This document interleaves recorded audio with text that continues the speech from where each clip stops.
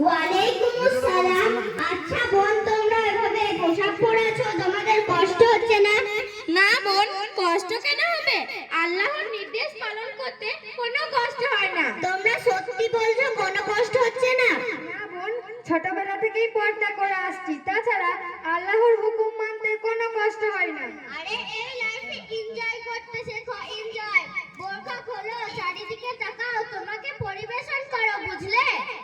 বোরকা পরে কি লাইফে এনজয় করা যায় না বুঝি? আফসোস, তোমার মতো হাজার মুসলিম বোন পর্দাটাকে হালকা ভেবে নেয়, এনজয় করে, বেবিচার করে, লাঞ্ছিত হয়। কি দরকার এইরকম এনজয়? এই মেয়ে, তুমি খুব বেশি কথা বলছো, তোমার সমস্যা কোথায়? আমাদের কোনো সমস্যা নেই, সমস্যা তো তোমাদের। ইসলামিক কৃষ্টি কালচার ছেড়ে পাশ্চাত্যের পচা সংস্কৃতি তোমাদের ভালো লাগে, বেপরদা হয়ে চলাফেরা করো, সেই তোমাদের খুব ভালো, তাই না? আরে থামো, তোমরা ঝগড়া লেগে যাচ্ছ তো। যাই হোক, আচ্ছা বোন, তোমরা পরিবারের চাপে হিজাব পরো না তো? না বোন, পরিবারের চাপে কেন হবে? মহান আল্লাহ তাআলা পর্দা সম্পর্কে কি বলেছেন জানো? মহান আল্লাহ তাআলা বলেছেন সূরা আহজাবে 59 নম্বর আয়াতে, হে নবী, আপনার স্ত্রীগণকে, কন্যাগণকে ও প্রবীণ মহিলাদেরকে বলে দিন তারা যেন নিজেদের শরীরে কিয়দংশ রেখে নেয়, এতে তাদেরকে সহজে চেনা যাবে এবং তাদেরকে উত্ত্যক্ত করা হবে না। মহান আল্লাহ তাআলা আরো বলেন সূরা আহজাবে 33 নম্বর আয়াতে, তোমরা নিজ ঘরে অবস্থান করবে এবং প্রাচীন জাহেলি যুগের মেয়েদের মতো রূপসজ্জা করে বেরিও না। এত কিছু তোমরা জানো, আমরা তো কুরআন পড়তেও জানি না, তাছাড়া আমরা ইসলামিক বই পড়ি না। দরদ উতলে পড়ছে। আরে রাগ করছিস কেন? ও তো ঠিকই বলছে, বিষয়টা ঠান্ডা মাথায় বোঝার চেষ্টা কর।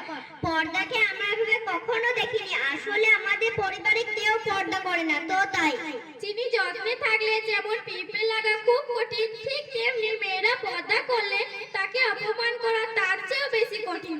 তাছাড়া যুদ্ধক্ষেত্রে তলোয়ারের আঘাত থেকে বাঁচার জন্য ঢাল ব্যবহার করা হয়, ঠিক তেমনি মেয়েদের রক্ষা ঢাল হলো পর্দা।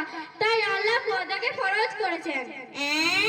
পর্দা যে ফরজ তা তো আগে জানতাম না, আমি এবারে পর্দা করব। আলহামদুলিল্লাহ। এখন থেকেই পর্দা করবি? আহারে, তাহলে আমি চললাম। যাস না শোন, চোখ থাকতে অন্ধ হয়ে থাকিস না, আসল সত্যটাকে বোঝ, পর্দার বাস্তব প্রয়োজনীয়তা বোঝ। বাহ বাহ, একদিন পরিচয়ে ওই মেয়েটা তো সব হয়ে গেল। আমি কখনোই পর্দা করতে পারবো না, যতই বোঝাস। অবুঝ হোস না, তুই তো শিক্ষিতা। আচ্ছা ধর, তুই নতুন মোবাইল নিবি, সিল কাটা নিবি না সিল করা নিবি? সিল কাটা মোবাইল কি আবার নতুন হয় নাকি? সে তো পুরনো। এই তো বুঝতে পেরেছি, সিল কাটা মোবাইল যেমন নতুন হয় না, ঠিক তেমনি বেপরদা মেয়েদের মান সম্মান থাকে না। আজ সেটা বুঝতে পেরেছি ভুলগুলো। বাহ বাহ, একদিন পরিচয়ে ওই মেয়েটা তো সব হয়ে গেল। তার হয়ে মানে? এটা তো আমাদের ভালোর কথা, এটা কুরআনের কথা, এটা ওই বোনটার কথা নয় যে পর্দা করতে হবে। বোন বোন, প্লিজ তোমরা ঝগড়া করো না। উফ, ঝগড়া করো না, আমার বোনের মাথাটা খেয়ে ফেলেছো না।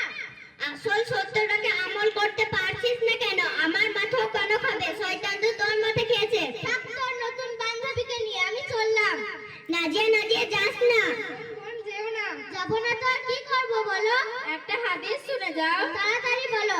আমাদের নবীজি সাল্লাল্লাহু আলাইহি ওয়াসাল্লাম বলেছেন, যে মহিলার 4টি গুণ থাকবে সে অবশ্যই জান্নাতে যাবে।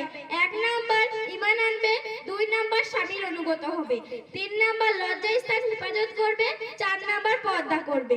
বোন, তোমাকে অনেক অনেক ধন্যবাদ আমাকে পর্দার সম্পর্কে বোঝানোর জন্য। তাছাড়া কিয়ামতের দিন বিচার হবে, আল্লাহর সামনে হাঁটতে হবে। বিশ্বাস থাকলে মানুষ আর খারাপ কাজ করতো না। নামাজ রোজা থেকে শুরু করে ইসলামের সমস্ত নির্দেশ হাসি মুখে পালন করতাম। এখন থেকে আমরা সকলেই পর্দার সাথে থাকবো। আল্লাহ তাআলা আমাদের সকলকে পর্দার সাথে থাকার তৌফিক দান করুন, আমিন।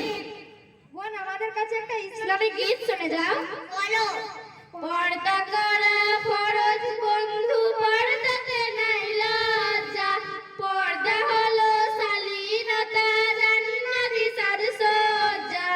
পর্দা করা ফরজ বন্ধু, পর্দাতে নাই লজ্জা, পর্দা হলো শালীনতা, জান্নাতি সাজসজ্জা।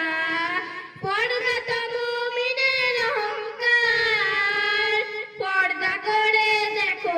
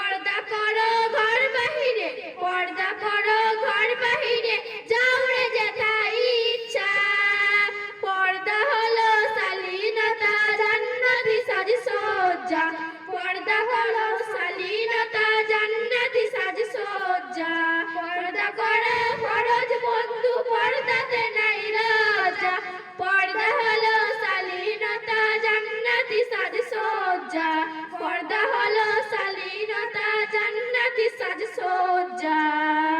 আসসালামু আলাইকুম।